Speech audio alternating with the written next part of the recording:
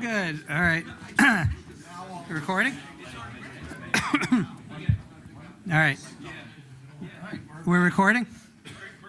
All right. Good. Good evening, everyone. Welcome to the Hillsborough Township Planning Board meeting on November 13th, 2025. Please join me in salute to the flag. Pledge allegiance to the flag of the United States of America and to the republic for which it stands, one nation, under God, indivisible, with liberty and justice for all. Please be advised this meeting has been duly advertised according to Section 5 of the Open Publics Meeting Act, Chapter 231, Public Law 1975, otherwise known as Sunshine Law. Notice of the 2025 annual meeting schedule has been provided to the officially designated newspapers. Township clerk posted on the township's website and available here at the Hillsborough Township Municipal Complex. In addition, application documents and plans have been made available on the Township Civic Clerk website at least 10 days in advance of this evening's meeting. Complete application files are available in the Planning and Zoning Department for inspection in accordance with the public meeting notice. With that, may I have a roll call of board members and also board professionals and township professionals. Mr. Vitale is absent. Mr. Wagner? Here. Mr. Flagg? Here. Mr. Radowitz? Here. Ms. Smith? Here. Mr. Deb? Here. Mr. Smith? Here. Committeeman Lapani? Present. Mayor Ciccarelli? Here. Vice Chair Peason? Present. Chair Sirachi? Here. Mr. Coyce? Present. Mr. Ball? Here. Mr. Bernstein? Maybe. Mr. Mayhew? Here. And myself and the videographer are here. Okay, welcome everyone. I have a few things to go through before we start this evening's hearing. First up, consideration of meeting minutes. May I have a motion to approve the July 24th, 2025 meeting minutes? The eligible members are Mr. Flagg, Mr. Radowitz, Mr. Deb, Mr. Smith, Committeeman Lapani, Mayor Ciccarelli, Vice Chair Peason, and the Chair. Thank you. So moved. So seconded. Any discussion from the dais? Hearing none, roll call, please. Mr. Flagg? Yes. Mr. Radowitz? Yes. Mr. Deb? Yes. Mr. Smith? Yes. Committeeman Lapani? Yes. Mayor Ciccarelli? Yes. Vice Chair Peason? Yes. Chair Sirachi? Yes. Next, may I have a motion to approve the September 4th, 2025 meeting minutes? Mr. Wagner, Mr. Flagg, Ms. Smith, Committeeman Lapani, Mayor Ciccarelli, Vice Chair Peason, Chair Sirachi. Thank you. So moved. Second. Comments? Was that edit made? Oh, good question. Dave acknowledged it, Yes. so the edit was We can made? make that edit. Okay. So Okay. Just, just for the record, the edit was there are 12 challengers instead of. And it was put in as 12 units. Thank you, 12 Yeah, units. So it should have been 12 challengers. Right. Okay. We will make those changes. Okay. So whoever made the motion, good with that Yes. change? Approved with motion. Okay, and the second? Mr. Wagner. Okay, any other comments? Okay, roll call, please. Mr. Wagner? Yes. Mr. Flagg? Yes. Ms. Smith? Yes. Committeeman Lapani? Yes. Mayor Ciccarelli? Yes. Vice Chair Peason? Yes. Chair Sirachi? Yes, and finally, meeting minutes of September 11th, 2025. Mr. Bernstein? Mr. Wagner, Mr. Flagg, Mr. Radowitz, Mr. Deb, Mr. Smith, Vice Chair Peason, Chairman Sirachi. Okay, may I have a motion to approve? I move that we approve the minutes as distributed, Chairman. Thank you. Is there a second? I'll second. Any comments from dais? Roll call, please. Mr. Wagner? Yes. Mr. Flagg? Yes. Mr. Radowitz? Yes. Mr. Deb? Yes. Mr. Smith? Yes. Vice Chair Peason? Yes. Chair Sirachi? Yes. Moving on to resolutions for consideration. First up is SPG Hillsborough LLC with the file number of 25-PB-02-MSP. Mr. Bernstein? Eligible members are Mr. Wagner, Mr. Flagg, Mr. Radowitz, Mr. Deb, Mr. Smith, Vice Chairman Peason, and Chairman Sirachi. Thank you. Is there a motion to approve the resolution? I move the motion, make motion to move, Mr. Chairman. Thank you. Second? I'll second that, Mr. Chairman. Okay, any comments? Okay, roll call, please. Mr. Wagner? Yes. Mr. Flagg? Yes. Mr. Radowitz? Yes. Mr. Deb? Yes. Mr. Smith? Yes. Yes. Vice Chair Peason, Yes. Chair Sirachi. Yes. And finally, resolution for HMG Fuel LLC, file number 24-PB-03-MSPV. Mr. Bernstein. Mr. Wagner, Mr. Flagg, Mr. Radowitz, Mr. Deb, Committeeman Lapani, Mayor Chicarelli, Vice Chairman Peason, Chairman Sirachi. Thank you. Motion to approve. I'll make that motion. Thank you. Second. I'll second. I'll let you figure that one out, Mike. Comments from dais? Hearing none. Roll call, please. Mr. Wagner, Yes. Mr. Flagg, Yes. Mr. Radowitz, Yes. Mr. Deb, Yes. Committeeman Lapani, Yes. Mayor Chicarelli, Yes. Vice Chair Peason, Yes. Chair Sirachi. Yes.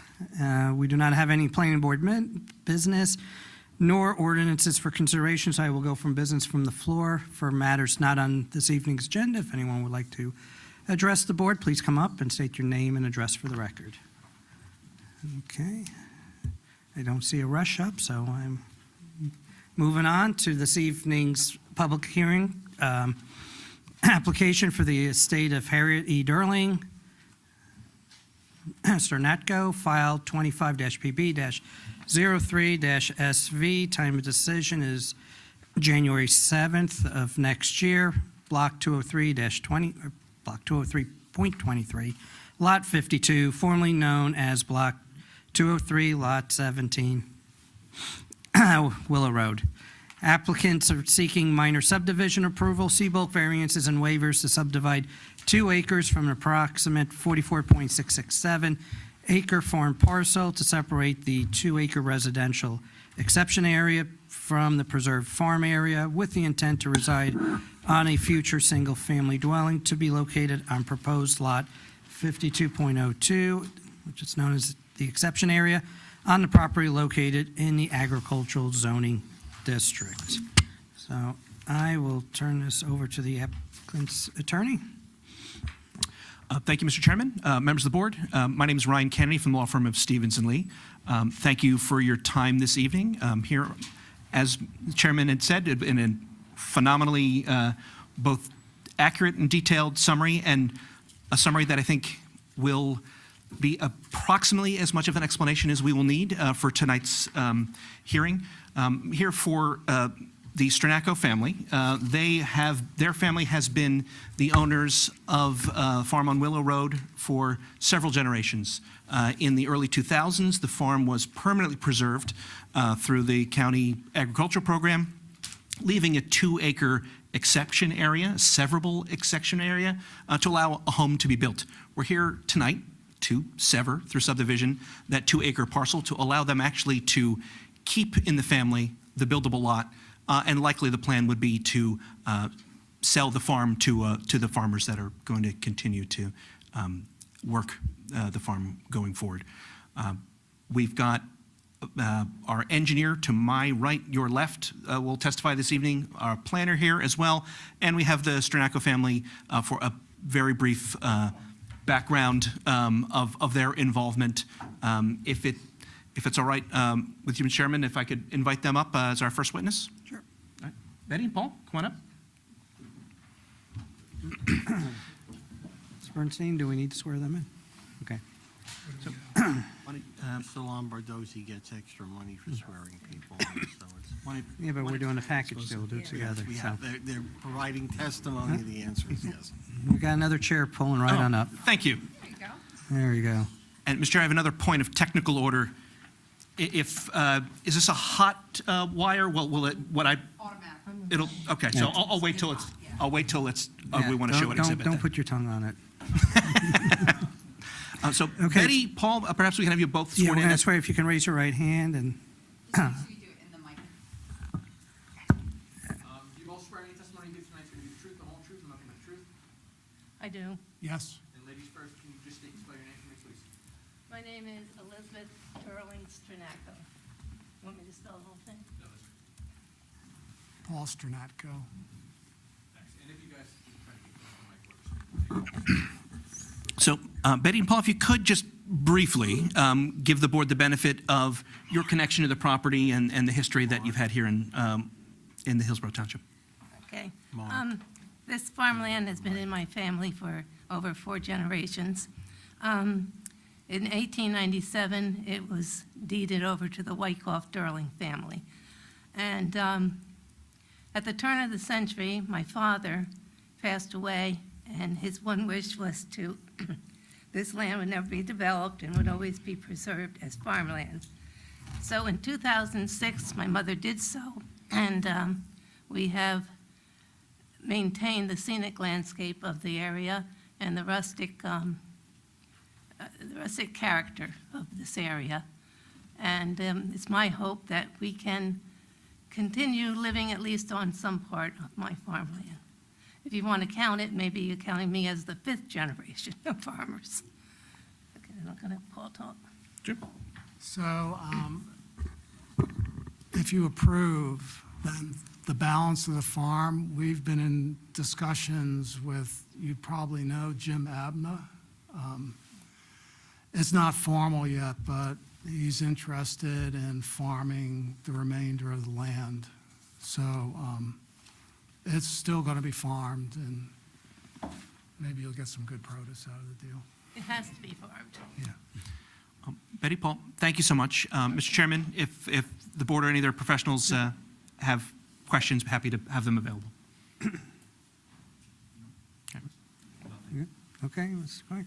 Anyone from the dais? Okay, thank you. Thank you. Mr. Chairman, my next witness will be our engineer, Michael Ford. If we bring him up now.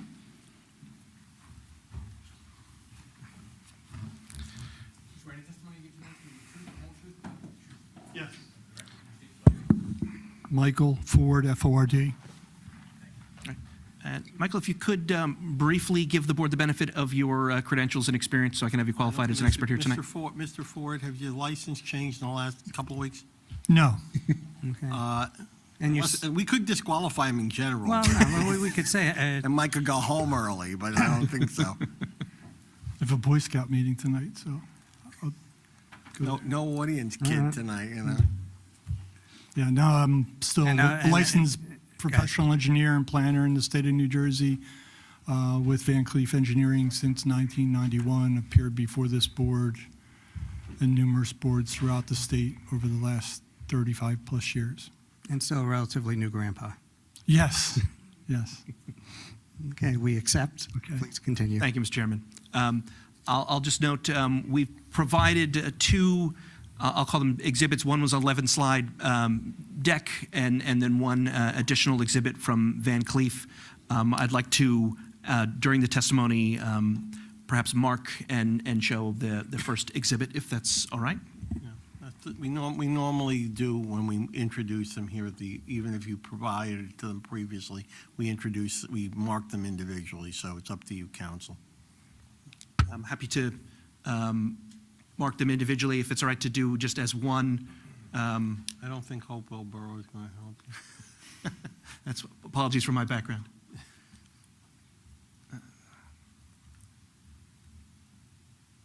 We're not going to mark that one. You can just, the ones we mark are the ones that Mr. Ford or your other professionals will testify to.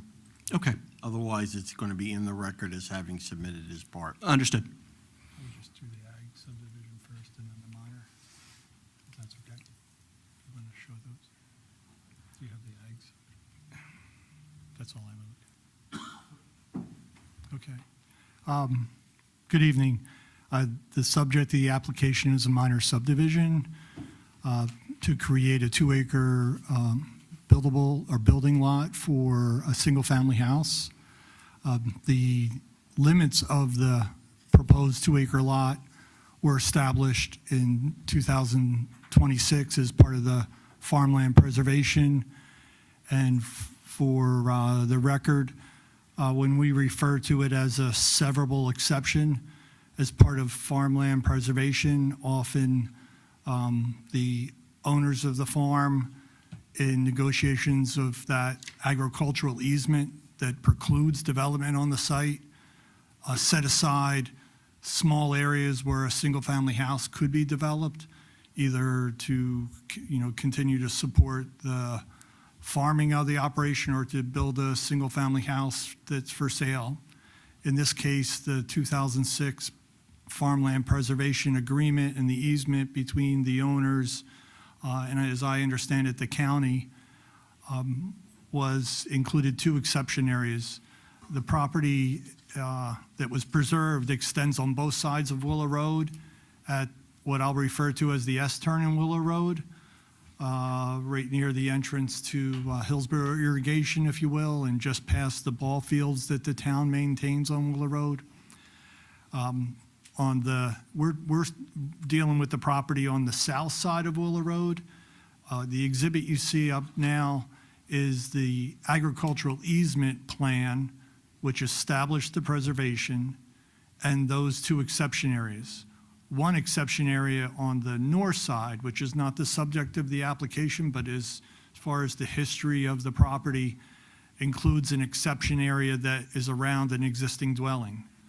On the south side, and that is the property that is Lot 52 in the subject of this application, included a 2-acre exception area that basically encumbered or outlined an existing wooded area on that portion of the 45 acres that makes up Lot 42.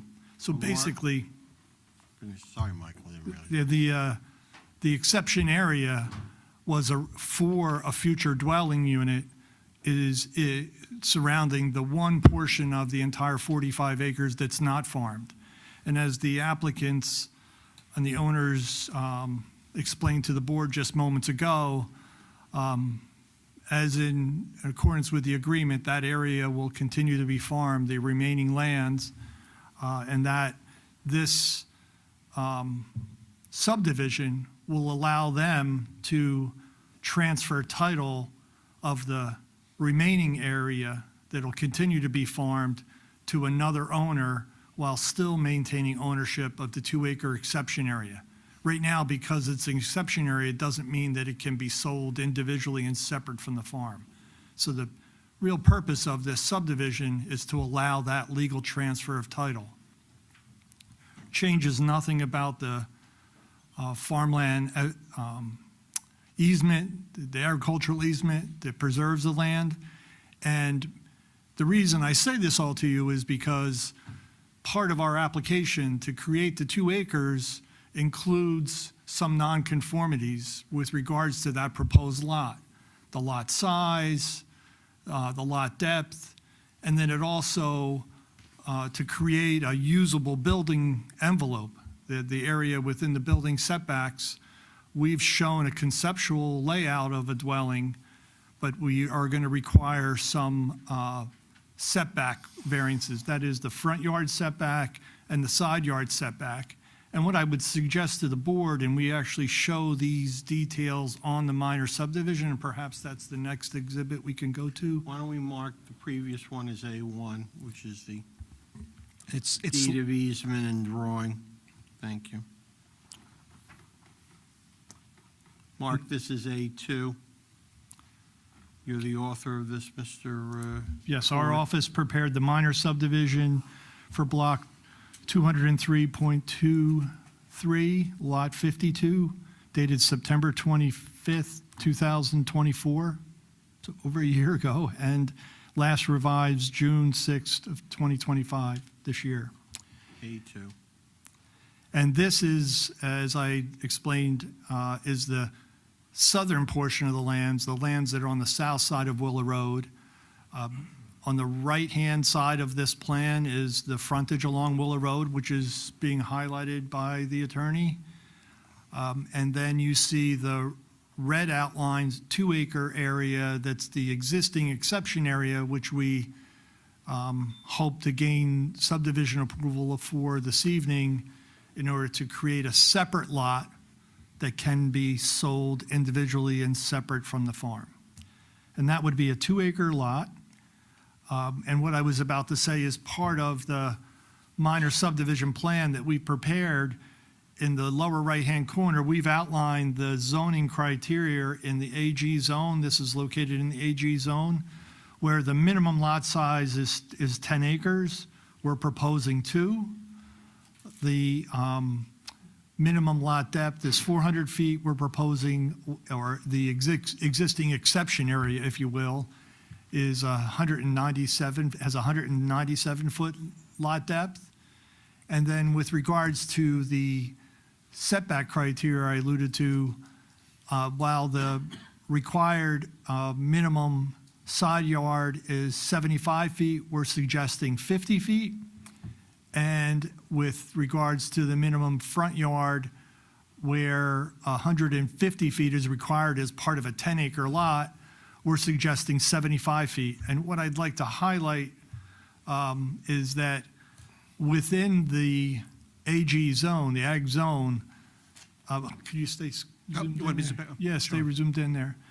That table that you see there, the first column, all the way on the left, outlines the criteria within the AG zone for 2-acre lots. And I'm sure some of the board members are familiar, within the AG zone, there's alternative development options, which are the open lands or a conservation type subdivision where you're allowed smaller lots, and as part of that, you preserve other lands. I've been to this board on other occasions seeking that type of subdivision approval. And it's, I think, not without being pointed as a fact in this case that I think while we're not seeking a subdivision that's an open, in accordance with that criteria of the open lands or the cluster, if you will, type subdivision, by default, the 2006 farmland preservation really created this type of a development where it preserved a substantial area for farming and then created this 2-acre area for building a single-family home. And you'll note that it's in accordance with the township standards for lots that don't have access to public water and public sewer. This would have an on-site septic. So it is in accordance with that minimum lot area of 2 acres. And if you look down that left-hand column under the requirements for a 2-acre lot in the AG zone, basically what we're suggesting is in compliance with that, but for the lot depth. And again, that's because of the shape of the lot, which is that triangular piece that encumbers the wooded area on the site. So the setback criteria that we're suggesting, front yard of 75.9, is basically in accordance with the minimum standard of 75 feet for a 2-acre lot in the AG zone. And similarly, the side yard setback we're suggesting at 50.4 is in accordance with the 50-foot setback that's required for a 2-acre lot. So we've basically applied standards that are similar to our particular situation. I'd like to just go right to the 2 reports that we received and perhaps go through the items that we'd like to discuss with the board and gain questions, then go to the planner. And some of those comments and the reviews will be addressed by the planner. But what I'd like to say first is we've received 2 reports, one dated November 12th, 2025, from Mr. Coyce, your planner, and one dated November 11th, 2025, from Mr. Mayhew's office, Pannoni Associates, your board engineer. And I'd like to go through just a couple of items within that I think require some testimony, and then without exception, the items that I'm not discussing, the applicant would agree to as any condition of approval that this board may grant. And I'd like to go to first, really it's all on the second page, page 2 of 4. Which report? I'm sorry, I'm starting with the November 11th report by Mr. Mayhew. The last one I referred to. So under stormwater management comment 1, we would address that at the time of construction, because right now we're creating the lot, but we haven't finalized design and the details for the proposed dwelling. But what I would suggest is in order to perfect the subdivision, we could include on the subdivision plan a note referencing requirement to compliance with the stormwater management rules. And as Mr. Mayhew points out, this is not a major project. It doesn't include more than an acre of disturbance or more than a quarter acre of new impervious. So it's not a major project. It's not governed by the state stormwater rules or the township's stormwater rules for major projects. It also qualifies for an exemption from the Delaware and Raritan Canal Commission. They only take jurisdiction over projects that exceed an acre of disturbance or a quarter acre of new impervious. So with regards to stormwater, the only real applicability here is the town's specific rules with regards to minor projects. The state doesn't have rules for stormwater management regarding minor projects, and the township has adopted enhanced rules to apply to minor projects. And as stated in comment 1 in the stormwater management comments in Mr. Mayhew's report, we would comply to that requirement, but it wouldn't be in advance of creating a lot and prior to filing the deed to create the lot. And this lot would be filed by deed. It wouldn't require a final plat.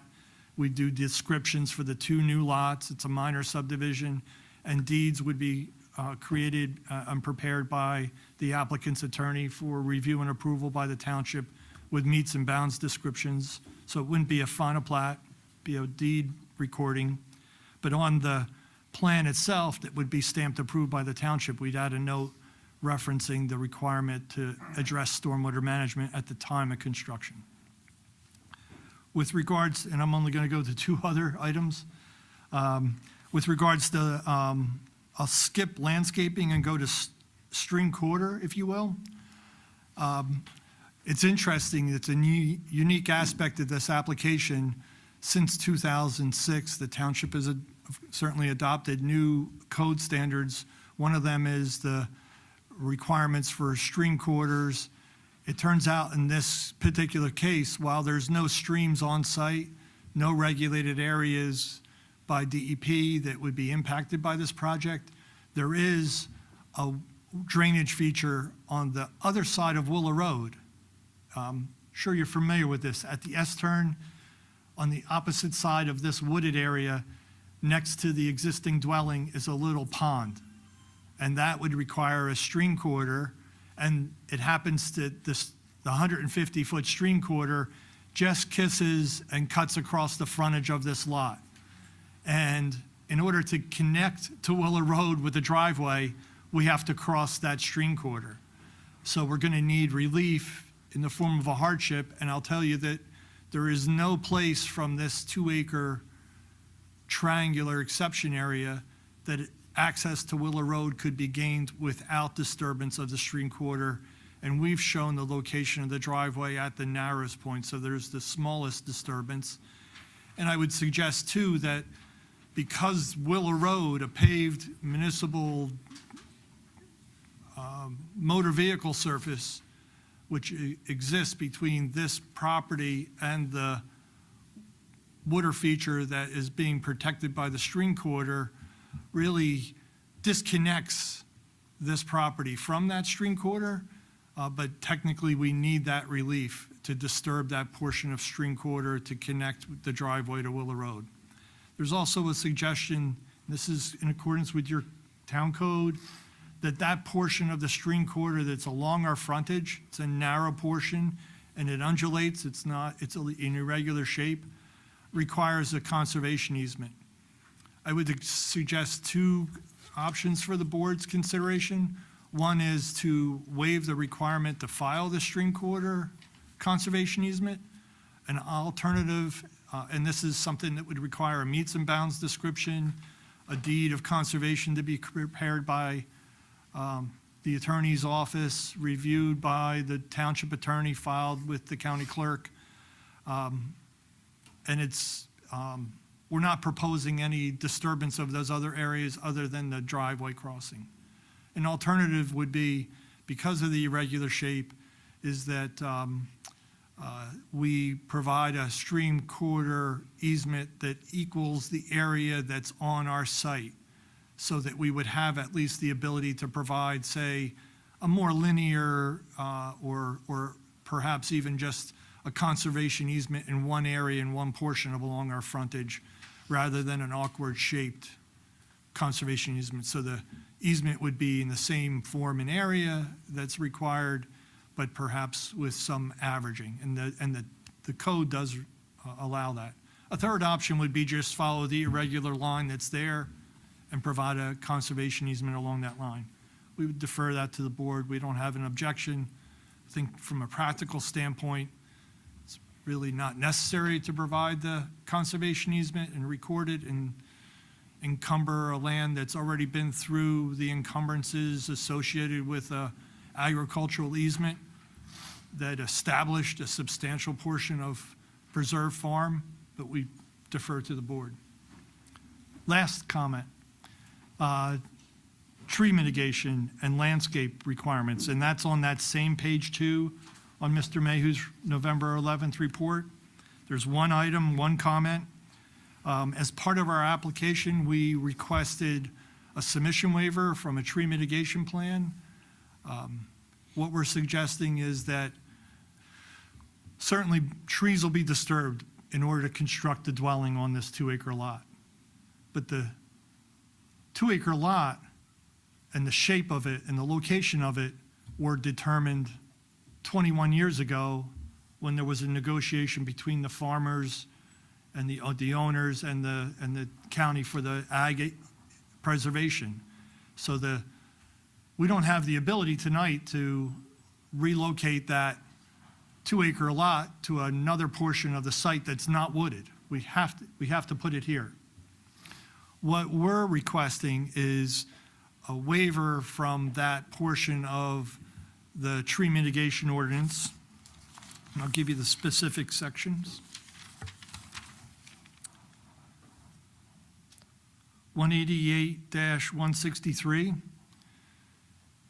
Within that section 163, there's a section B that limits the percentage of woods on a project for a residential development to 20%. This 2-acre portion of the land that we're locked into is basically entirely wooded, and even the concept plan we've already developed for a limited area of disturbance for the house, driveway, and septic system encumbers about 40% of that tree area, so we're in excess of that 20% limit. We'd also suggest that part of that section 188-163 requires tree mitigation. We're certainly going to disturb trees. We don't have a specific count now. And again, if we don't really have the choice to go somewhere else and avoid the tree disturbance, which would perhaps eliminate the need for any tree mitigation. So it's somewhat a hardship as a result of the acquiescing to the farmland preservation easement 21 years ago in 2006. So what we would suggest to the board is that the board grant the relief from the tree mitigation aspect and the limit and threshold of the 20% tree removal. And I feel like I've talked way too long because I'm afraid some heads are nodding, and it's, I go to the rest of that memo dated November 11th, 2025. Page 3 of 4, under minor subdivision comments, includes 17 comments. We'd agree to address each and every one of those comments to the board engineer's satisfaction. And I'd point out that a number of those comments are with regards to if this were a subdivision filed by plat. And as I've stated already, we would file this by deed with just descriptions. So many of the comments would not be applicable. And then at the bottom of page 3, certainly at the time of construction of the single-family dwelling, before any construction take place, the disturbance would be over 5,000 square feet and would require an outside agency approval from the Somerset Union Soil Conservation District. we'd be glad to address that, and certainly the construction department will enforce that in order to gain a permit for construction of the dwelling. And then with regards to the county, I believe we already have an exemption letter from them, and certainly, again, at the time of construction, the septic system, we've done soil testing for the septic system, but at the time of construction of the dwelling, should the board approve the 2-acre lot, and they can proceed with construction of the single-family dwelling, we would prepare a detailed septic system design that would be approved by the local health department. But that wouldn't be required for the minor subdivision, be required for the single-family dwelling construction, and certainly we agree to do that. Then, I'll go on to the November 12th, 2025 review memorandum by Mr. Coyce. On page 2, he highlights the variances required: lot area, lot depth, lot frontage, or the setback requirement along our frontage, front yard setback, and side yard setback. I've discussed them already, and I'll defer to the applicant's planner with regards to the planning testimony supporting those. The use is in accordance with the zone. I'm on page 3 at the top.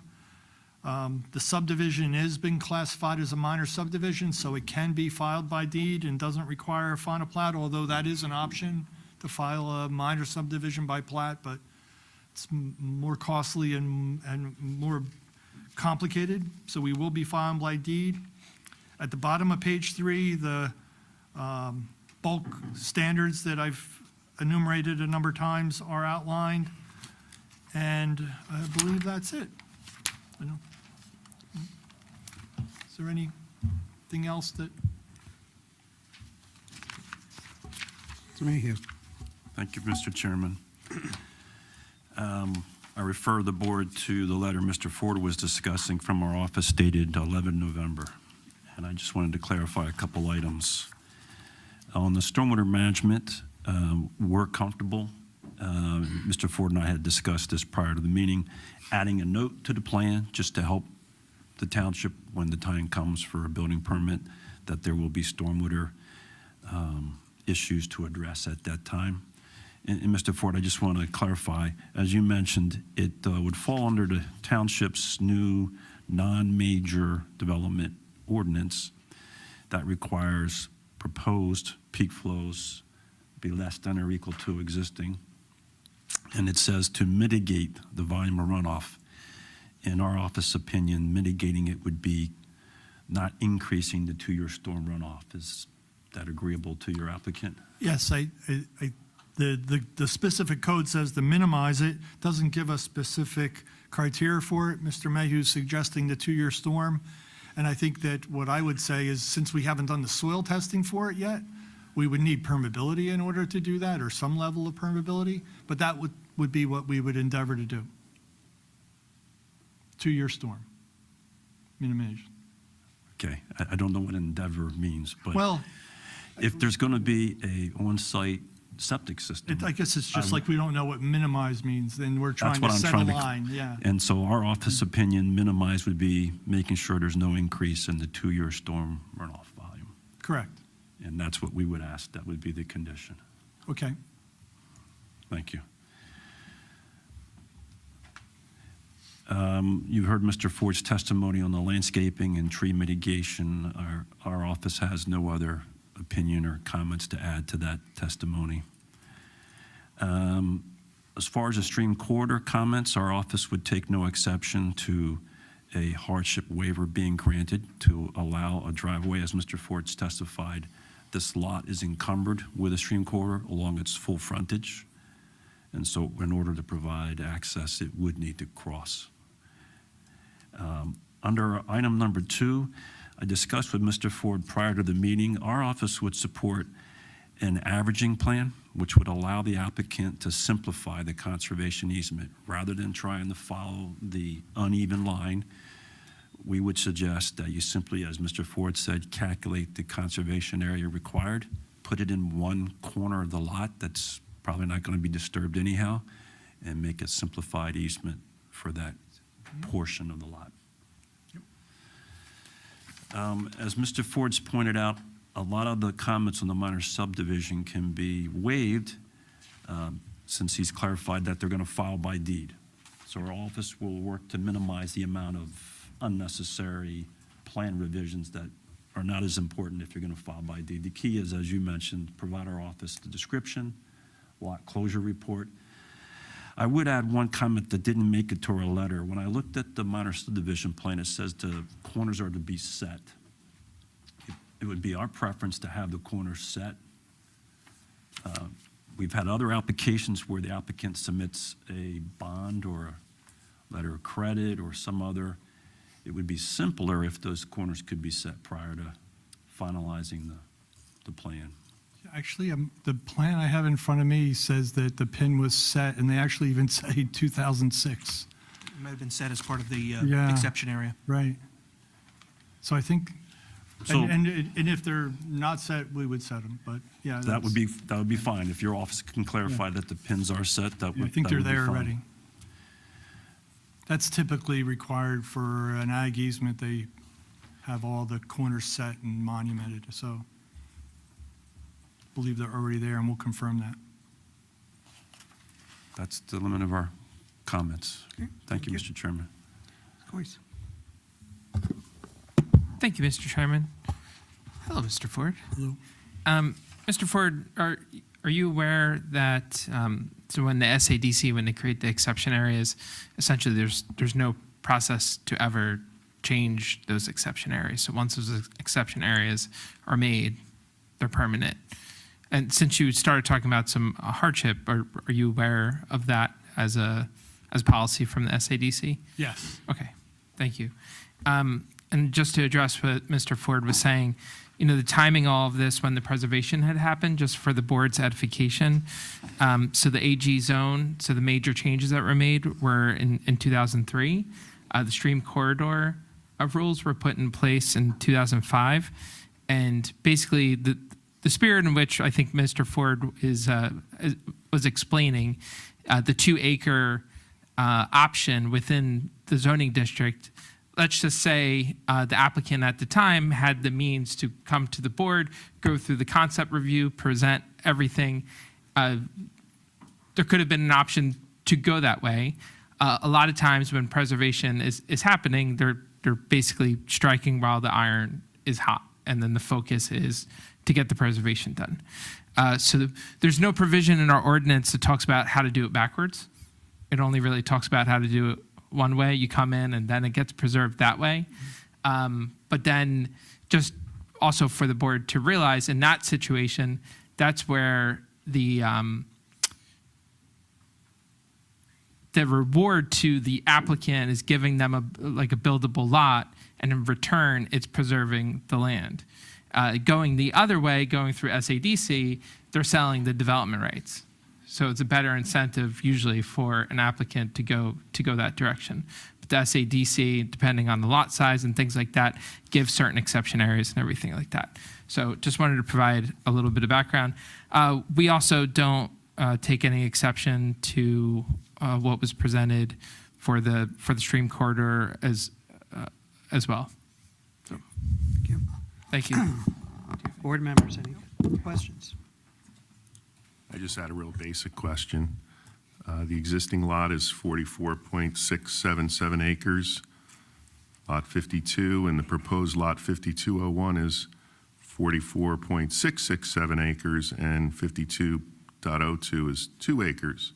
How does the math, wouldn't the proposed lots add up to the existing lot? Wouldn't it be 42 acres for the proposed lot 5201 instead of 44 points, you're taking 2 acres away from one. No, the minor subdivision, if we go back, in the middle of the farm, the lot 52 today is 44.667 acres, and the remaining lands, which will be the preserved farm area, is 42.66 acres, 2 acres less than, 42.6, did I say? 42.66 acres, exactly 2 acres less. So I Then was the looking 44. at your, the original plan that had the the columns with the option 188.99, if you can pull that up. Right. Yeah, I Maybe think clarify that. I think the table is wrong, where Okay. it's, That's a good it catch. it still uses, because if you look to the existing Lot 52, it says 44.66. 677. It didn't take off the 2 acres, yes. Correct. Yes, Okay, yeah.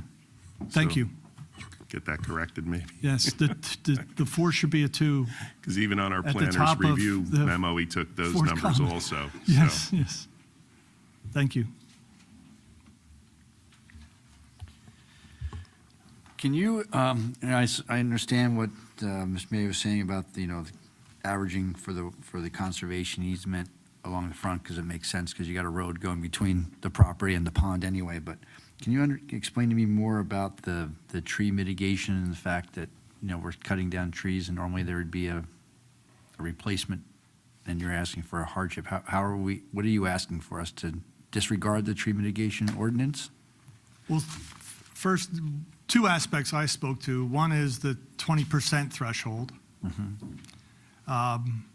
In this case, our hands are really tied to avoid that. I understand, okay. Right. The second aspect, the planting of the trees, it's not disconnected from the first aspect, where if we had the flexibility, we could have located this 2-acre lot in an area where we're not disturbing trees and therefore wouldn't have to mitigate for it. And then also, we're in a situation where with a 2-acre lot that's essentially entirely wooded, we're going to have a difficulty planting the trees on site.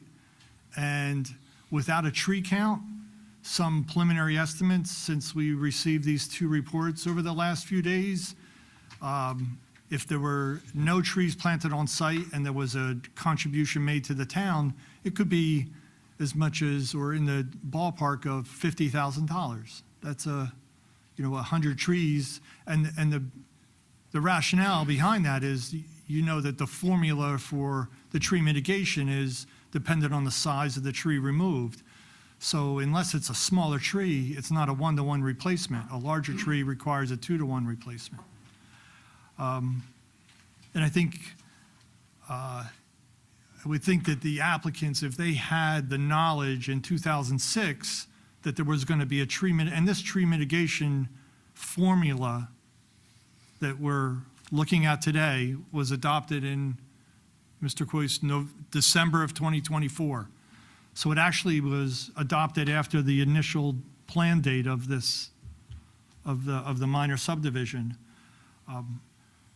Absent that knowledge from back in 2006, perhaps the applicant, in agreeing to and like Mr. Coy said, there was a monetary exchange. Don't develop the land, don't build the houses, be compensated for it. And part of that compensation was an allowance to have a severable area for the existing house, but also have a severable area for a future house. And now we're being told that the severable area for the future house has this added expense of tree mitigation that wasn't in existence in 2026. So that's part of, I'll say, the explanation for the ask to consider the hardship and the waiver from the tree mitigation. Are they asking- Certainly we want the subdivision no matter what. Yeah, I understand. So Yeah. are you asking, and I don't want to, are you asking for a complete waiver of all tree mitigation, or a percentage, a hardship, of calculation of certain? Well, we asked for the submission waiver for the tree preservation and mitigation plan as part of the application in the first place. And that's still our ask, is that aspect of the code that requires that tree mitigation and preservation plan be exempt. And again, that we be allowed to disturb over 20%. Because of Correct. the fact that it was 2006 when it was approved. Correct. Okay. Like, we could have avoided this if we knew about it in 2006 by selecting an area that didn't have the woods. Certainly, if part of that, and it's a preservation effort at heart. You've You heard understand that it's from not the farmable, application. there's a bunch of woods there, you can't run a plow through a wooded area, I get it. No. Okay. Yeah. Okay. I'm just trying to, It's a balancing act, too. You're right. Understand. They probably certainly selected that, and it made logical sense. put the house where the woods are because we're not farming that. But now because you were putting the house where the woods are at, you have a pretty substantial financial obligation to be allowed to cut down those woods. Gotcha. All right. Thank you.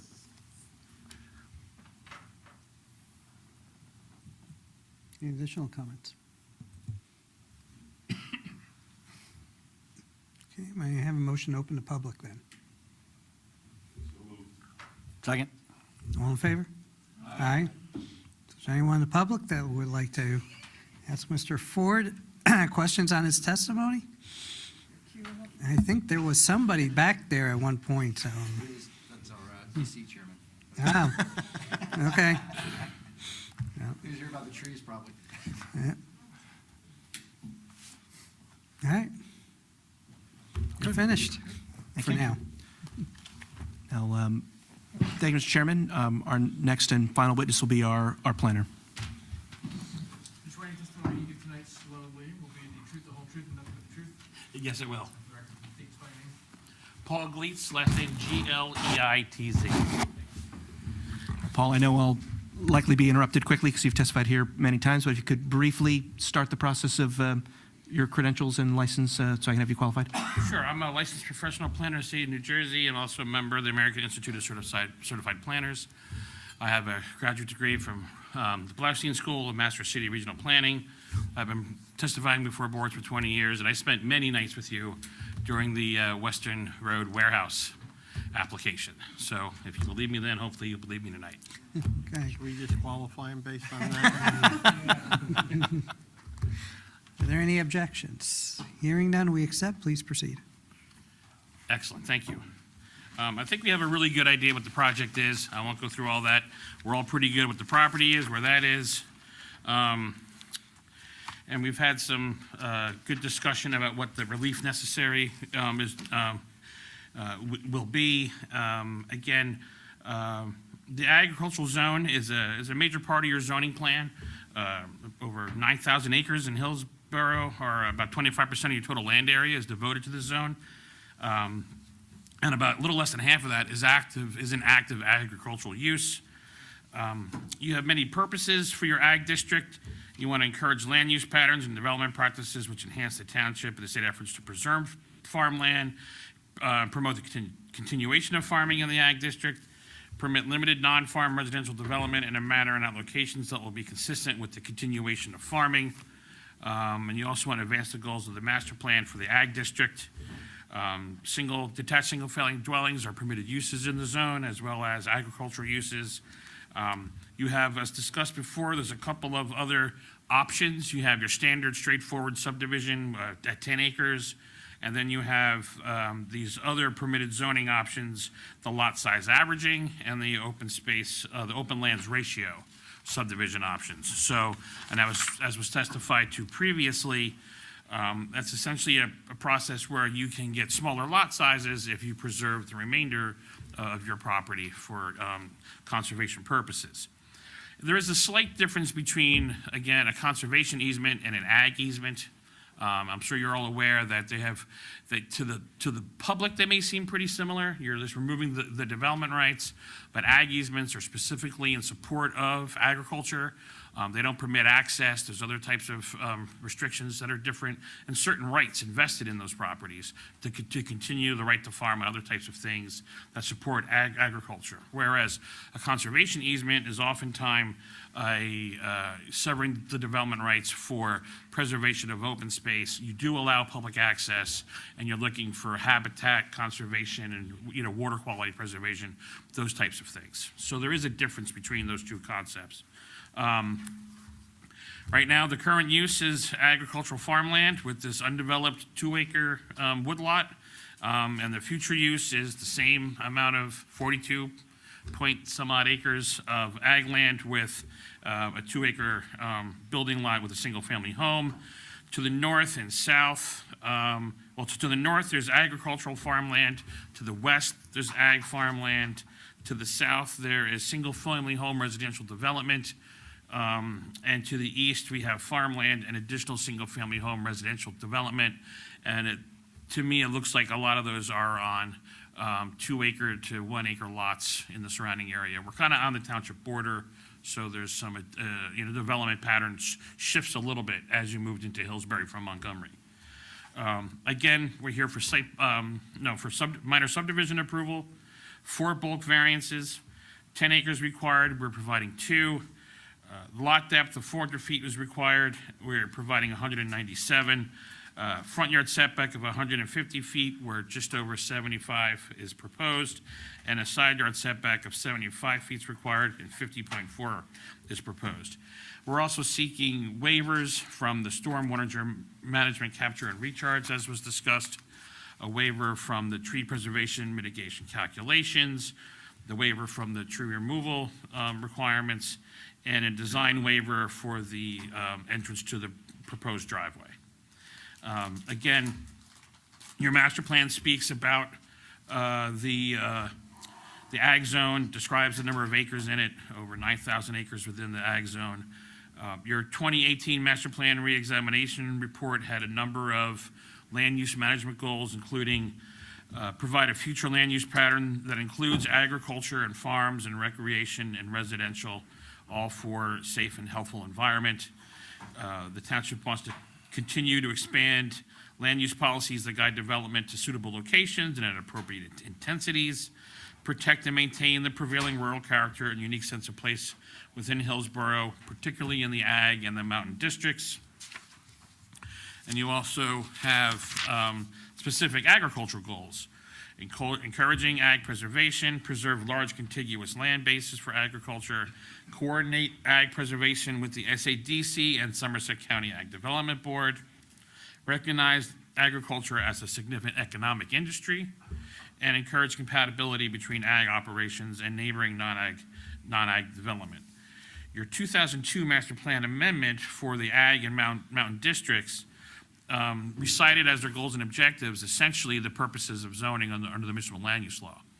And those include A, to encourage municipal action to guide the appropriate use and development of all lands in the state, to promote health, safety, morals, and welfare, to promote the establishment of appropriate population densities and concentrations that will contribute to the well-being of persons, provide sufficient space and appropriate location for a variety of agricultural, residential, and other types of uses to meet the needs of New Jersey's citizens, promote a desirable visual environment, promote conservation of historic sites, energy, and valuable natural resources, and to encourage coordination of various public and private procedures for the most efficient use of land, as well as others.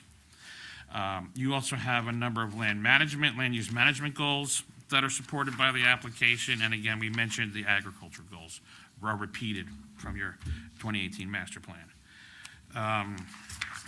Let's see, moving on.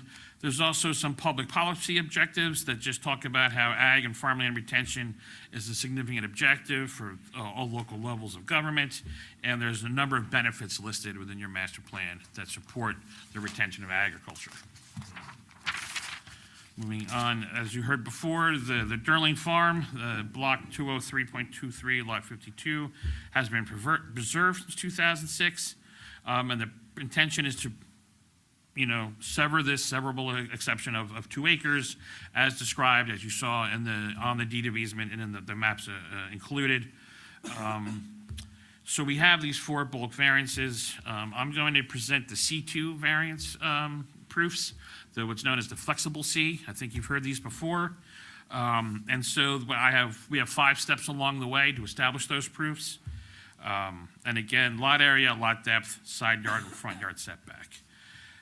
Number 1, I have to talk about the particular piece of property and how it applies. This is a legally existing lot subject to the existing farmland preservation easement with this approved exception.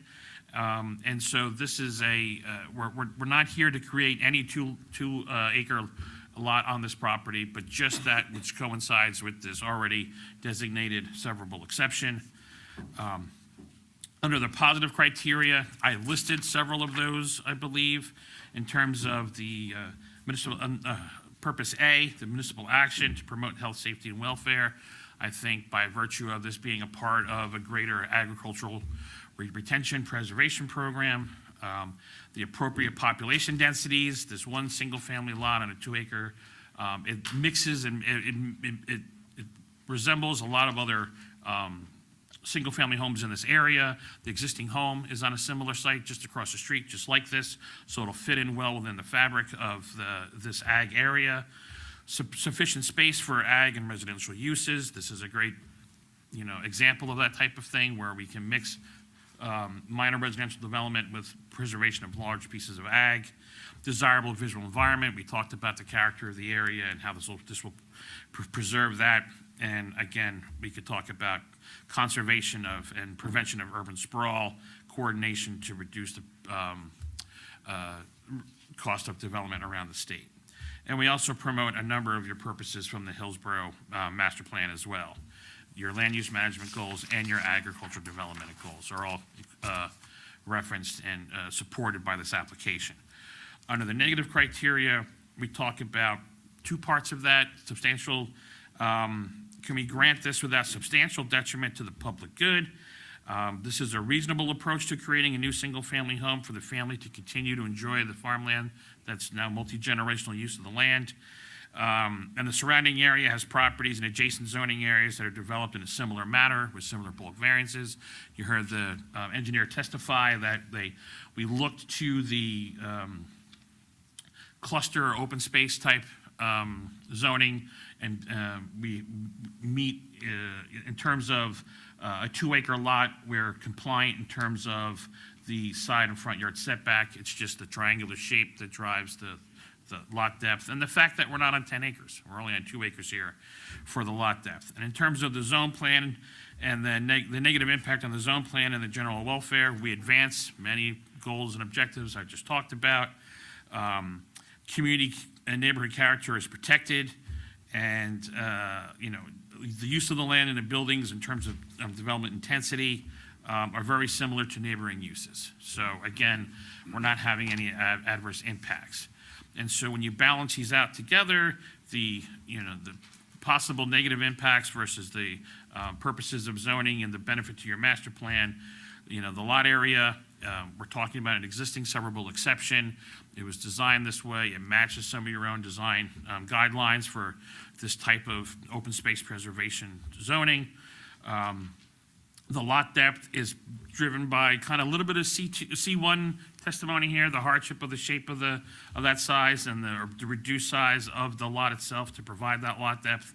And the side yard and front yard, again, when you're looking at, if you looked at other 2-acre lots built under your zoning scheme, they would have similar front yards and setbacks, side yard setbacks. So I think taking all that into consideration, I think the board can easily find that this is an approvable application. Thank you. Ms. Mayhew. No questions, Mr. Chairman.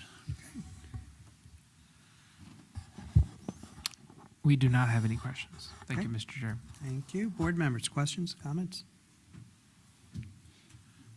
Okay, and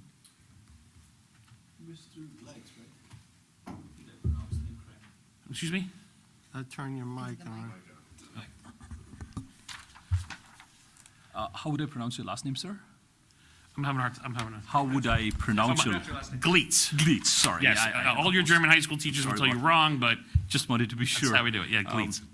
Didn't know whether I should read it exactly as I read it. General question probably, and as you said, there are similar instances around in the same section, right? How will the agricultural operations on this lot 50.1 be protected from conflicts with the residents? How would it be protected from the presence of the single-family home? Correct. Actually, it's kind of the opposite here. It's the agricultural use is the protected use. So there are your own right to farm regulations, the state right to farm regulations, the fact that it's a preserved farm, it's recognized as the existing use for the property. I think the fact that we're on this wooded lot and the fact that the intended owners are part of the agricultural community would really minimize any kind of negative impacts. This isn't a 30-lot subdivision in the middle of farm country where the new owners are going to be surprised in the spring and the fall about the odors and the operations. This is a family that knows, and this is a carve-out of an existing farm. So I think we're not going to have any of those kind of issues. Probably my next question is going to be moot based on the explanation that you provided, but will there be any new lighting, fencing, or any grading that would impact substantially the neighbor's property? Again, right here, we're here for subdivision. We're showing a basic plot plan here, but from the proposed grading and the size of the property and the size of the lot, there may be some exterior lighting, there may be some fencing, but again, as you have with any residential lot, but the fact that it is a wooded lot and they're looking to keep as much of the woods on there, and the fact that the surrounding area is a lot of ag fields as well. So you'd have to be, it's pretty far to get to the next house from any of the spotlights that might be on this house. Thank you.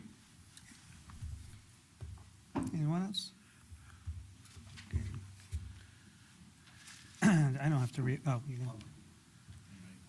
Yep. Public, where are you? Okay. No public. Thank you. Thank you.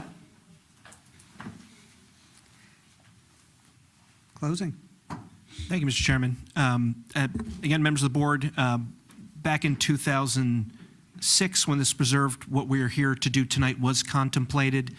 We hope we've been, for the Durling family, faithful to what was approved then. I'll note both the county planning board and the county ag board have already approved this to occur both in 2006 and at our request as part of this application.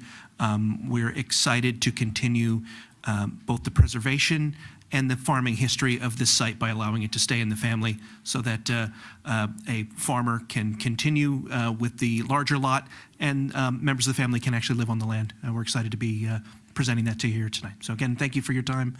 And if there are any follow-up questions, certainly our team is available to answer them. Thank you. Okay, thank you.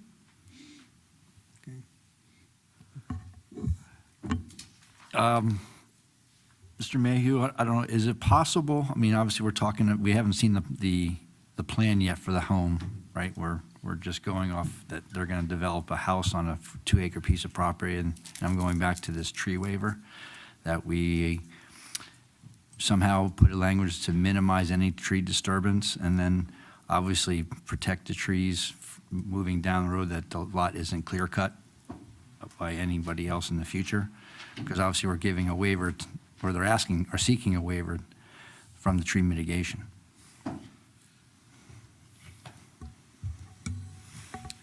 That's a great question and concern.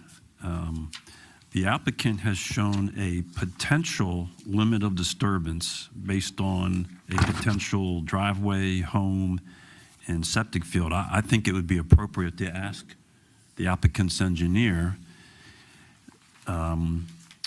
if they think they could agree to limiting the proposed tree removal to the limited disturbance that's shown on these plans. And I think that would help provide the township assurance that you're not granting the ability to clear the whole site. Michael Ford, back at the mic, and two comments in response to that. We did provide, I think at the request of the staff as part of the completeness review, a conceptual grading plan with a limited disturbance of about 0.7 acres, almost 0.8 acres. We're going to have to do something with stormwater management mitigation, which may require some other disturbance. But what I would suggest is another threshold that would really impact and steer the applicant toward not massive. Otherwise, certainly the trees have value, and actually, they also are costly to remove. But the limitation of the 1 acre threshold that would then require major stormwater management mitigation would also be, I think, an obstacle that would be avoided by any applicant for a building permit or a future landowner. So certainly we wouldn't go over, I think it's going to be around 0.8 acres disturbance, but that's just shy of the 1 acre. If we go over 1 acre, it'd be major stormwater management, and that would be much more difficult task than the minor. I don't know if that answers the question. We're at 0.7 with the concept. I'm suggesting perhaps 0.8, but certainly no greater than 1, which is about half of the 2-acre lot. Mr. Chairman, maybe either Mr. Mayu or Mr. Coyce can answer the question. The current application is to subdivide 2 acres off for the purposes of building a future residence. To build the future residence going forward, which board, if any, requires approval of same? Neither. None. Okay. So it's, if I may add to that, that's why this is really important right now. That's why the question was whether or not it can be avoided at this point and dealt with accordingly, and the answer is no. Only certain aspects can, but this, not necessarily this one. So that's No, why. I right. So, understand that. Mr. Ford, the conceptual grading plan that was submitted to the board shows 0.72 acres of disturbance. If the board was to grant the tree removal waiver up to, say, 0.8 acres, that still gives you another 3,400 square feet to play with for potential stormwater management. Would your applicant, your client, be willing to limit? Because I think, as Mr. Coyce is saying, there has to be some kind of agreement so that the township building code officials know what's allowed and what's not allowed when they come for a building permit. So what I'm saying, I think a reasonable flexibility would be to allow disturbance up to 0.8 acres in order to build and construct the improvements necessary. The applicant is agreeable to that. And just to clarify, though, if we were to, a overage over that would be, I guess, an administrative application under the tree ordinance if, and with appropriate mitigation? It's possible. We're not expecting it. I just wondered. Yeah, I don't know off the top of my head if there's a provision in there that would kick it back to the board. I just can't give you an honest answer right Okay. now. Well, that could be agreed to. Just what I'm trying to explain is I don't know about the exact provision in that ordinance. I'm Unless just everyone would saying, like me to look it up if- now. If there is a provision, it applies. If it doesn't, it comes back. Okay. Yeah, the tree preservation ordinance, there is a provision in there for an existing single family. I've looked because I'm a resident. That there's a provision that limits a certain number of trees per year, very small, 4 or 5. It exempts removal of dead or diseased trees or trees that present a safety issue. And then beyond that, it has a mechanism where you can file for a tree removal permit, $25 fee, and have it reviewed by the appropriate department, either planning or engineering. And that would be identifying the trees to be removed and the mitigation for those trees that are required to be mitigated. I believe that's the case. But again, certainly if it's to be something that's done that triggers back to a board that's not in the code, because we're talking about the code today. Yeah. I would think that if we're inclined to have a waiver or have an agreement on a specific percentage, if by the time you get to development, that percentage is no longer attainable, I would think it has to come back to the board for representment on just that limited issue. Not open it up for any other discussion, any other issues. It's simply the tree preservation issue. I don't think we can agree to defer it to a township professional. Yeah, yeah, I thought actually we were answering a question about like, once the resident is in there and something's going on, and what applies after that. I'll defer to the Which- attorney and I would imagine that don't disagree with me. ultimately beyond that agreed upon threshold would be required compliance with the then ordinance at the time, and if that required coming back to the board, or if it required a fee or consultation with the municipal arborist, that's ultimately what the homeowner would have to do. Okay, so it sounds like .8 is the limit. And that would be like delineated on the plans or whatever, how, so, again, so the people who are looking to verify they can tell. Yeah, at the time of construction, we would have a detailed soil erosion and sediment control plan that identifies the limits of disturbance for not only Somerset Union Soil Conservation District, but the township engineering department as well. And that limit would not exceed the .8, otherwise it would trigger other action. Okay. Any other comments? Okay. So last bite at the apple from the public. All right, motion to close. Motion to close. All in favor? Aye. Okay. Ms. Bernstein, please summarize. Mr. Chairman, the applicant is seeking a minor subdivision approval, C bulk variance and waivers to subdivide 2 acres from an approximate 44.667 acre farm parcel to separate the 2 acre residential exception area from the reserved farmland with the intent to reside in a future single-family dwelling to be located on proposed lot 5202 on property located in the EAG zone, to approve such application subject to all conditions approved on the record, including all the reports submitted by the board professionals, to agree to return to this board if the tree issue exceeds .08 acres of trees, no. .8. 0.8 acres of trees to be removed, and any and all other conditions or approval stated on the record by either the applicants or their professionals. Thank you.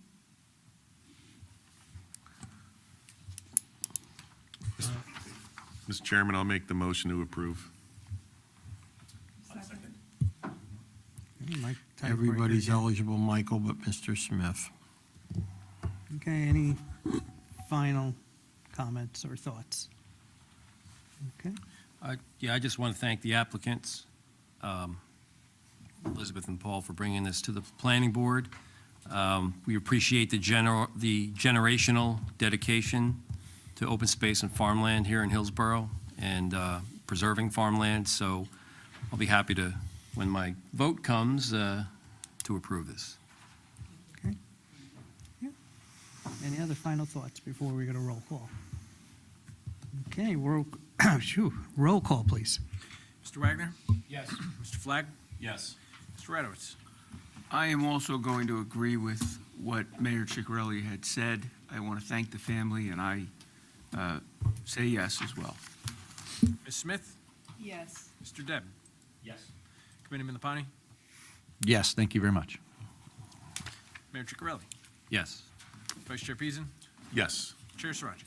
And a yes. Thank you. Oh, thank you all. Thank you so much. Good night. Okay. So with that, there's nothing else on the agenda, but we do have an all-important meeting for the Fab Five on December 4th. At the moment, yes. At the moment. So our next meeting's December 4th, We're not on or having a about meeting on 7 the p.m. 27th of November? I didn't see it, no, I thought we were, no, I thought, yeah, that's thing, there's no November business meeting scheduled because, unless you're going to bring the turkey and stuffing. Mike, you can start taking notes.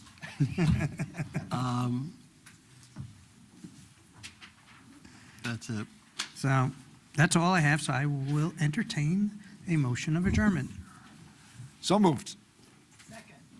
All in favor? Aye. Aye, we're adjourned. Mr. Have a Chairman, great before- Thanksgiving holiday. Yes. I need you, I need Mr. Lapani, I need the mayor, I mean Mr. Mayu, and I need Mr. Coyce and Ms. Ball.